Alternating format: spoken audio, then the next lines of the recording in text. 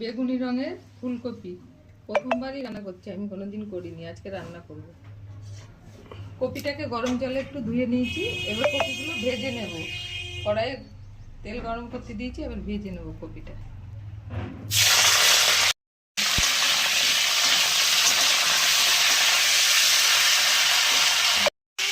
আদা, সাদা তিল আর লঙ্কা আর টক দই আছে আর মটরশুঁটি আছে।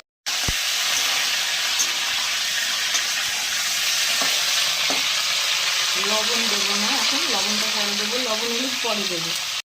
তুলে নিচ্ছি।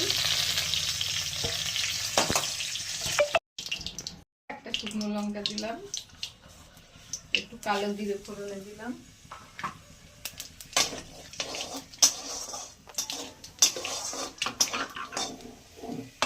মশলাটা দিয়ে দিলাম,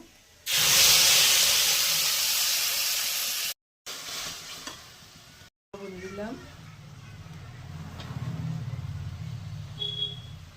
হলুদ দিলাম,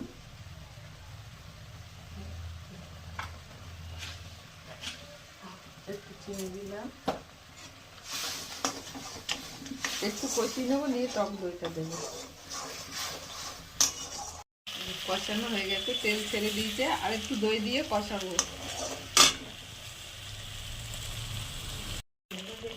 দিলাম, কপি ভেজে রেখেছিলাম এটাও দিয়ে দিলাম, আর একটু কষিয়ে নেবো, নিয়ে জল দিয়ে দেবো।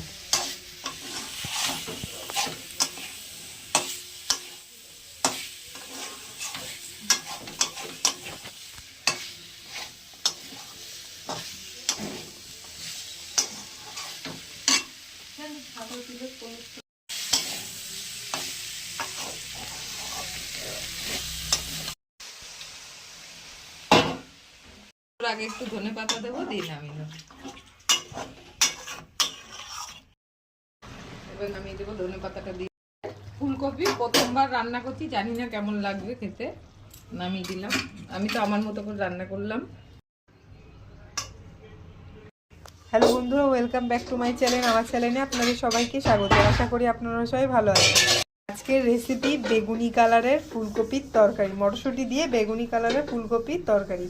ভিডিওটা ভালো লাগলে লাইক, কমেন্ট, সাবস্ক্রাইব, শেয়ার অবশ্যই করবেন এবং কমেন্ট বক্সে জানাবেন যে এই রকম বেগুনি কালারের ফুলকপির তরকারি কারা কারা করেছেন। অবশ্যই কিন্তু কমেন্টে জানাবেন। ধন্যবাদ।